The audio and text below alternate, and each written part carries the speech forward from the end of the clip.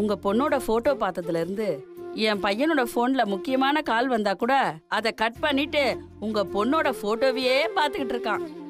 எங்க பையனுக்கு உங்க பொண்ணு அவ்வளவு பிடிச்சிருக்கு.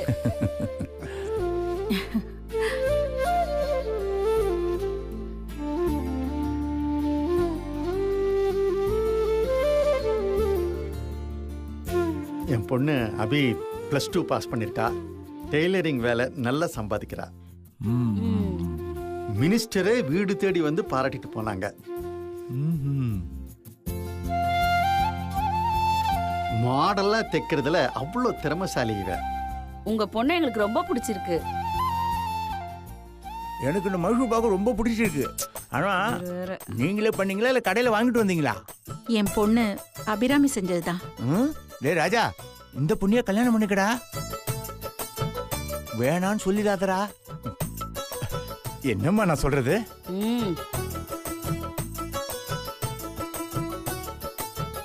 இவருக்கு ஸ்வீட்னா ரொம்ப பிடிக்கும். அதுவும் மைசூர் பாக்னா அலாதி பிரியம் இல்லங்க. வந்து பல்ராம உங்ககிட்ட எல்லாத்தையும் சொல்லியிருப்பாருன்னு நினைக்கிறேன். இல்ல எங்களால வரதட்சணை எதுவும் தர முடியாது. நான் ஏதாவது கேட்டேனா? நான் கேட்க மாட்டேனே. மைசூர் பாக்கு இருந்தா இன்னும் 2 பிளேட் வைங்க, அது போதும் எங்களுக்கு.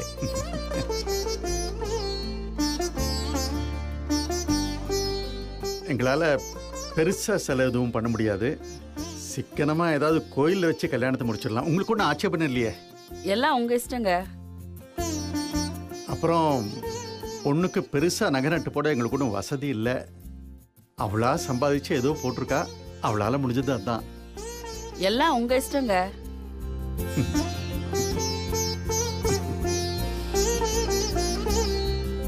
கல்யாண செலவுன்னு பார்த்தா எங்களால முழுசா எதுவும் பண்ண முடியாது.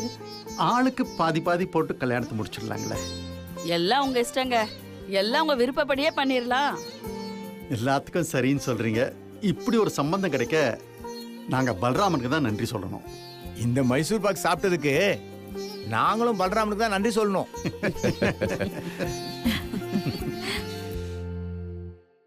இவருக்கு உங்க பொண்ணு செஞ்ச மைசூர் பாக்கு ரொம்ப பிடிச்சிருக்கு. எனக்கு உங்க பொண்ணு உங்க எல்லாரையும் ரொம்ப பிடிச்சிருக்கு. ஆனா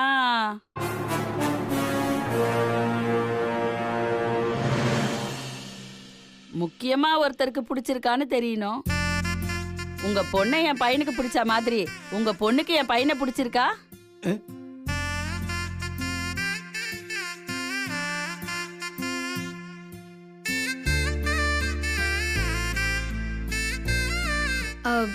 என் தங்கச்சி நாங்க கிழிச்ச கோட்டை தாண்ட மாட்டா.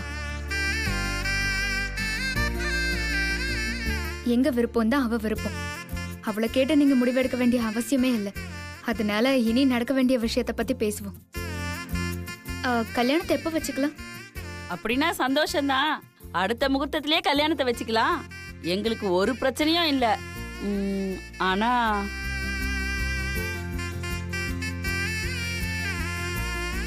என் பையன் ரயில்வே டிபார்ட்மெண்ட்ல கான்ட்ராக்ட்ல வேலை பார்க்கறான். தெரியும், பல்ராம சொல்லியிருக்காரு. ஆனா இது அவர் சொல்லியிருக்க மாட்டாரு.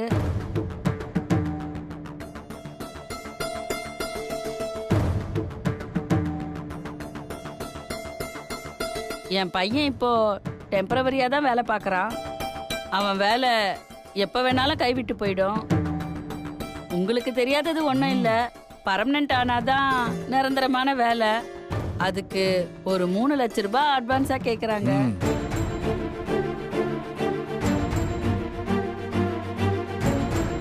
அதை கொடுத்துட்டா பையன் வேலை பர்மனன்ட் ஆயிடும். அப்புறம் என்ன, பையனும் பொண்ணும் சந்தோஷமா இருப்பாங்க.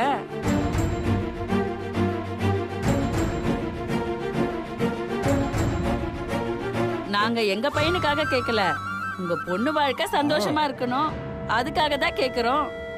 நீங்க தப்பா எடுத்துக்க கூடாது.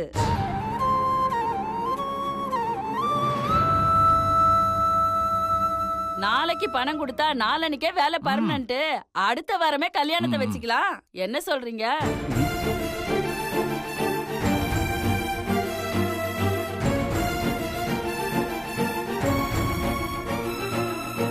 எல்லாம் உங்க இஷ்டம். இது கூட உங்க இஷ்டம்தான். நல்லா யோசிச்சு சொல்லுங்க. சரிங்க, நாங்கள் ஃபோன் பண்ணுறோமே. சரி நான் கிளம்புறோங்க. ம். வாங்க. போலாம்ப்பா. அப்ப நாங்க வரோம். மைசூர் பாக் சூப்பரா இருந்தது. வாயை மூடிட்டு சும்மா வாங்க. ம்.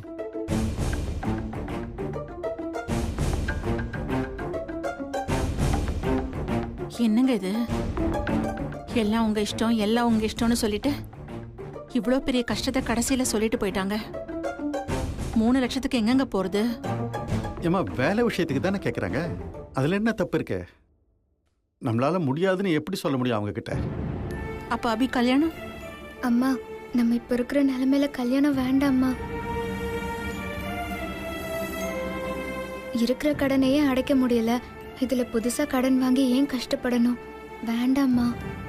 ஹேய், ஏண்டி வேண்டான்னு சொல்ற? நாங்க எப்படியோ கடன் அடைக்கிறோம், உனக்கு என்ன? கல்யாணம் பண்ணினா பண்ணிட்டு போயேன். அட்வைஸ் பண்ற வேலையெல்லாம் வச்சுக்காத. அப்பா, இந்த மாப்பிள்ளை போனா என்னப்பா? பல்ராம் அங்கிள் இன்னொரு சம்பந்தம் இருக்குன்னு சொல்லிருக்காருல்ல, அவங்கள பாப்போம். நீங்க போன் போட்டு நாளைக்கே அவங்கள வந்து பார்க்க சொல்லுங்கப்பா. கல்யாண பேச்சு எடுத்துட்டு அதை அப்படியே ஆஃப் பண்ணா அது நமக்கும் நல்லதில்ல, அபிக்கும் நல்லதில்ல.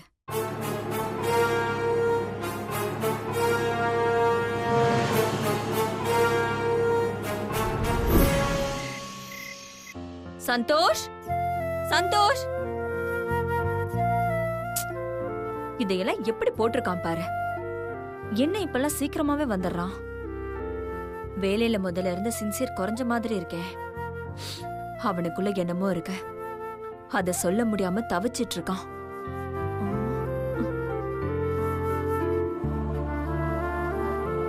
என்ன பேப்பர் அது?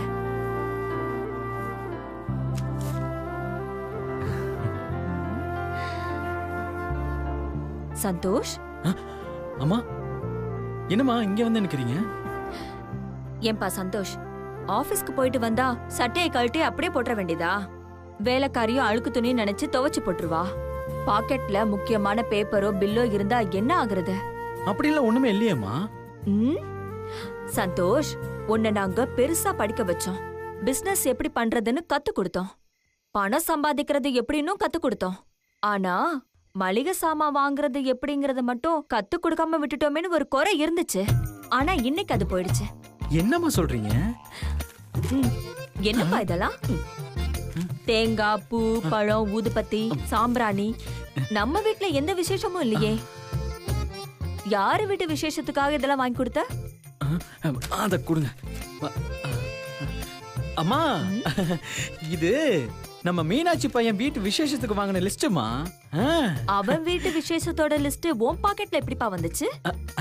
அது அந்த லூசு பையனை பில்லோட ஜெராக்ஸ கொடுக்க சொன்னேன். அவன் பாட்டுக்கு லிஸ்டே கொடுத்துட்டு போயிட்டான் ராஸ்கல். சந்தோஷ், ஆபீஸோட வர்க் எவ்வளவு இம்பார்ட்டன்ட். அவனோட கேர்லெஸ்க்கு நீ கோவப்படணும். இப்படி சிரிக்க கூடாது சந்தோஷ்.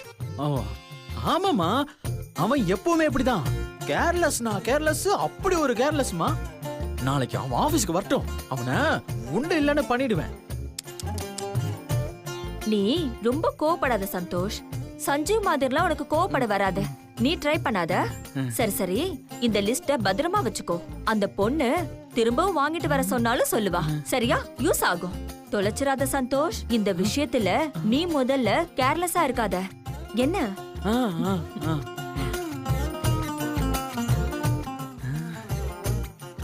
இதை எப்படி மறந்து பாக்கெட்ல வச்சேன்? வாட்ஸ்அப்ல டெலீட் பண்ணிட்டேன். இத மறந்துட்டேனே. ஆமா, அம்மா வேற ஏதோ பொண்ணு விஷயம் சொல்லிட்டு போறாங்க. அப்ப நம்ம விஷயம் தெரிஞ்சிருச்சா? இருக்காது. அம்மா எதுவா இருந்தாலும் டைரக்டாவே சொல்லிடுவாங்க.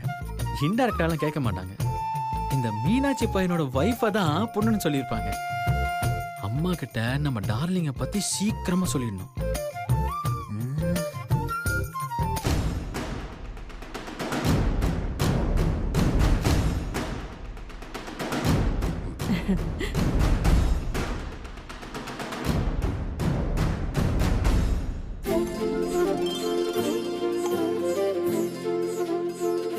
இந்த சம்பந்தம் எங்களுக்கு ரொம்ப பிடிச்சிருக்கு. உங்க பொண்ணை பார்த்தா வரதட்சணை கேட்கவே தோணல.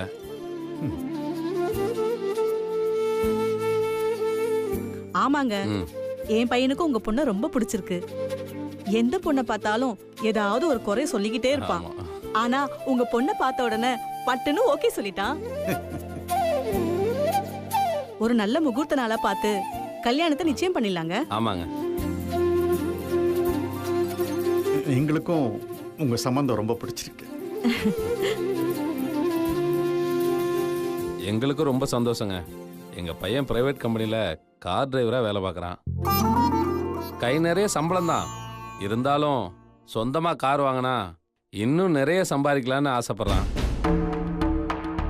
இது ஒன்றும் தப்பு இல்லையே. அவனுக்கு புதுசா ஒரு கார் வாங்கி கொடுத்தீங்கன்னா அவனோட ஆசையும் நிறைவேறும்.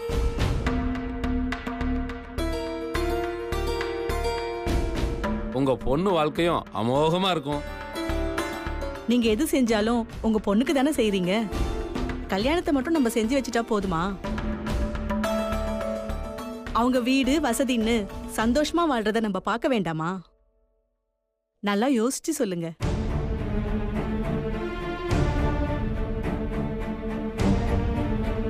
நாங்க நகை போடுங்க, கல்யாண செலவை பார்த்துக்கோங்க, எந்த பாரத்தையும் உங்க தலையில சுமத்தல. என்ன ஒரு புது காரு 5-6 லட்சம் ரூபா இருக்கும். இப்ப அது ஒன்றும் பெரிய தொகை இல்லையே.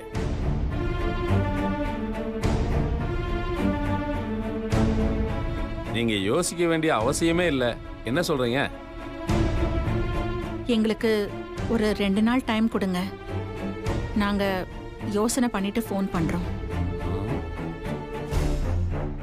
சரிங்க, அப்ப நாங்க வரோம். அப்ப கிளம்பலாமா? போலாங்க.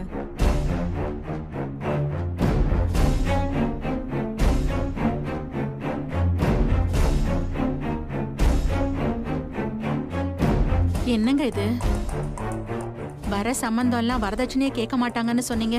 ஆனா வந்த சம்பந்தம் எல்லாம் 3 லட்சம் 6 லட்சம்னு. இது வரதட்சணை இல்ல, உங்க பொண்ணோட வாழ்க்கைன்னு பயமுறுத்திட்டு போறாங்க.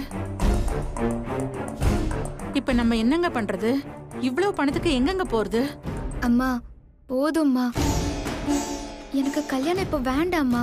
இப்படி லட்ச லட்சமா கொடுத்துதான் என் கல்யாணத்தை பண்ணணும்னா அப்படி ஒரு கல்யாணமே எனக்கு தேவையில்லைம்மா. மேல மேல கடனை வாங்கி அப்பாவை கடன்காரன் ஆக்குறதுல எனக்கு இஷ்டமே இல்லம்மா. எனக்கு பிடிக்கலம்மா. அப்புறம் கடனை வாங்கி கல்யாணம் பண்ணாம வேற என்ன செய்ய சொல்ற? அப்படி நீ என்ன கலெக்டருக்கு படிச்சிருக்கியா, டாக்டருக்கு படிச்சிருக்கியா? பொண்ணு வெறும் கையோட வந்தா போதும், வேற எதுவும் தேவையில்லை அப்படின்னு மாப்பிள்ளை வீட்டுக்காரங்க நம்ம வீட்டு வாசல் வந்து தவங்க கிடைக்கிறதுக்கு. இப்ப அவ என்ன சொல்றா? கடனை வாங்கி எனக்கு கல்யாணம் வேண்டான்னு சொல்றா. அதுக்கு எதுக்கு நீங்க இவ்வளவு கோவப்படுறீங்க? கோவப்படாம என்ன பண்ண சொல்ற? அப்படின்னா நமக்கு சொத்து பத்தன்னு நிறைய இருக்கா? வரவெல்லாம் 3 லட்சம் 6 லட்சம்னு கேட்கறான். எங்க கடனை வாங்கி கல்யாணத்தை பண்றதுன்னு எனக்கு ஒண்ணுமே புரியல தேவானே. பயமா இருக்கு. அப்பா ஏன்பா கவலைப்படுறீங்க? இந்த 2 சம்பந்தம் இல்லைன்னா வேற சம்பந்தமே அமையாதா? வரதட்சணையே வேண்டான்னு சொல்ற நல்லவங்க எல்லாம் இந்த உலகத்துல இல்லையா என்ன? நீங்க மனசு போட்டு குழப்பிக்காதீங்க. அபிக்கு கல்யாணம் பண்ணி வைக்க வேண்டியது இனி ஏன் பொறுப்பு. கடனே வாங்காம இந்த கல்யாணம் நடக்கும், என்ன நம்புங்கப்பா. சரி, டைம் ஆயிடுச்சு, நான் கோர்ட்டுக்கு போயிட்டு வந்துடுறேன்.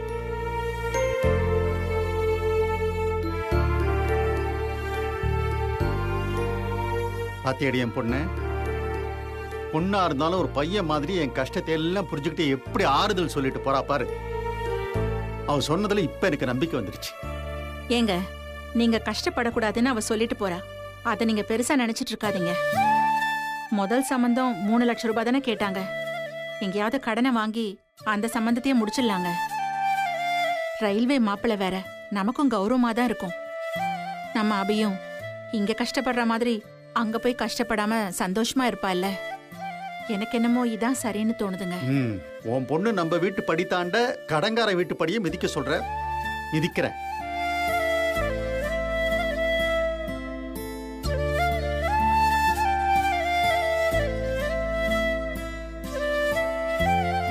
ஏம்மா, நான் என்னம்மா உனக்கு பாரமா இருந்துட்டேன்? என்னை இந்த வீட்டை விட்டு அனுப்புறதுலயே எல்லாரும் குறியா இருக்கீங்களேம்மா. எனக்கு இப்ப கல்யாணமே வேண்டாம்மா. அப்பாவை ஏமா மறுபடியும் கடன்காரன் ஆக்குற? அப்பா உடம்பு சரியில்லாத நிலைமையில அவரை ஏமா தொந்தரவு பண்ற? அபி, எப்ப இருந்தாலும் நீ இந்த வீட்டை விட்டு போக வேண்டியவதான். நல்ல சம்மந்தம் வேற கிடைச்சிருக்கு. பெத்த கடனை தீத்துட்டா மத்த கடனை ஈஸியா அடைச்சிடலாமா? கடவுள் ஒரு வழியை காட்டாமல போயிடுவாரு. அனுக்கு ஒரு நல்ல கேஸ் கிடைச்சா மொத்த கடனையும் தீத்துடலாம். அம்மா, நீங்க எல்லாத்துக்குமே அக்காவே நம்பிட்டு இருக்கீங்க. அக்காவுக்கு கேஸ் கிடைக்கல, கடனை திருப்பி கொடுக்க முடியலன்னா அப்ப என்னம்மா பண்ணுவீங்க? அப்பா ஓவர் டைம் நைட் டியூட்டின்னு பார்த்து அப்பா உடம்பும் கெட்டு போயிடுச்சுன்னா மொத்த பாரமும் உங்க தலையில தாமா வந்து ஏறும். அம்மா, இங்க நீங்க இப்படி கஷ்டப்படும் போது என்னால அங்க எப்படிம்மா சந்தோஷமா வாழ முடியும்? அப்பா உடம்ப பணிய வச்சுதான் இந்த கல்யாணம் நடக்கணும்னா அப்படி ஒரு கல்யாணமே எனக்கு வேண்டாம்மா. இதுதாம்மா என் முடிவு. தயவு செஞ்சு இது அப்பா கிட்ட சொல்லிடுங்க.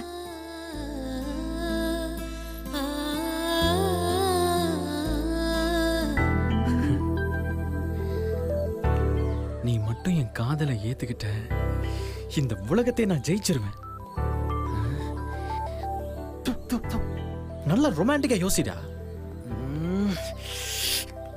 என்ன ஏதோ ஒரு முக்கியமான விஷயம் பேசணும்னு வர சொன்ன, என்ன விஷயம்னு சொல்லு. அது மேடம், அது உங்ககிட்ட ஒரு பொய் சொல்லிட்டேன். சாரி. நீங்க நினைக்கிற மாதிரி நான் புவர் ஃபேமிலி இல்ல. சந்தோஷ் குரூப் ஆஃப் கம்பெனிஸோட எம்டி சந்தோஷ் நான் தான்.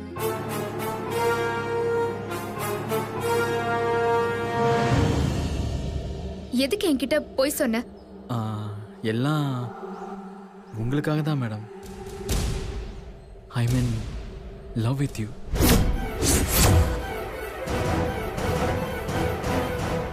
கௌதம் மேனன் படத்துல சொல்ற மாதிரி என் காதலை உங்களுக்கு பிடிச்ச மாதிரி நான் உங்ககிட்ட சொல்லுவேன்னு தெரியல.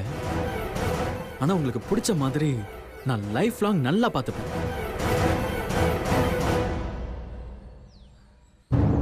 என்ன யோசிக்கிறீங்க மேடம்? அம்மா,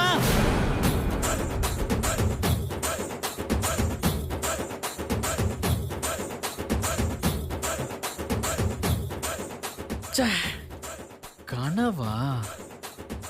படத்துல சொல்ற மாதிரி ரொமான்டிக்கா சொன்னா கூட அடிக்கிறாளே. இவகிட்ட எப்ப நம்ம லவ்வ சொல்லி அவ எப்ப ஓகே பண்ணி அதுக்கப்புறம் ரெண்டு பேரும் எப்ப ஒன்னா சேர்ந்து எப்போ கல்யாணம் பண்ணி, அப்பா இதெல்லாம் நினைச்சு பார்க்கும் போதே தலை சுத்துதே. ஏ சந்தோஷ், என்னப்பா என்னாச்சு? ஏன் இப்படி கத்துன? அது ஒண்ணுலமா, ஒரு கெட்ட கனவு கண்டேன். கனவா? என்ன கனவு சந்தோஷ்? அது கனவுல ஒரு பேய் வந்து என்ன அரைஞ்சிருச்சுமா. பேயா? பேய் இல்லமா, ஒரு பொன்.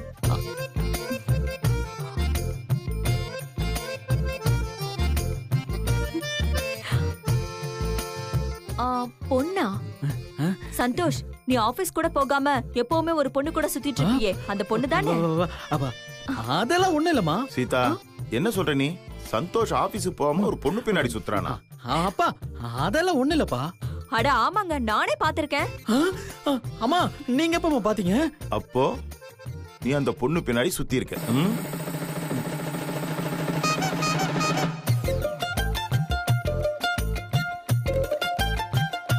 சந்தோஷ், நீ சொல்லு, அந்த பொண்ணை லவ் பண்றியா?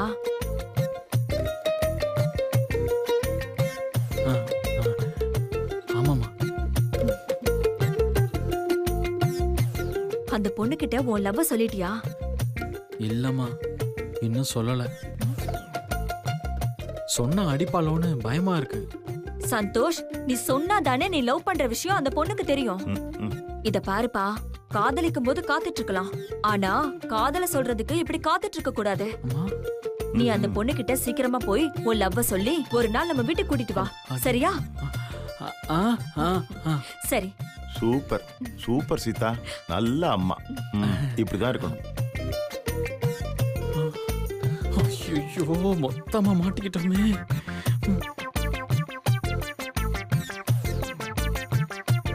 சீதா, சந்தோஷ் ஆபீஸ் வேலையெல்லாம் விட்டுட்டு ஒரு பொண்ணு பின்னாடி சுத்துறாங்கிறது என்னால நம்பவே முடியல.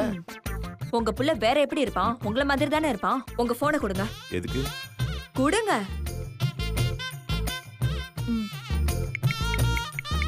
யாருக்குமா? சந்தோஷ் லவ் பண்றான்ல, அந்த பொண்ணுக்கு தான். அந்த பொண்ணை கூப்பிட்டு சந்தோஷ் லவ் பண்ற விஷயத்த சொல்ல போறேன். ஹலோ. Hello lawyer Anuradha மேடமா?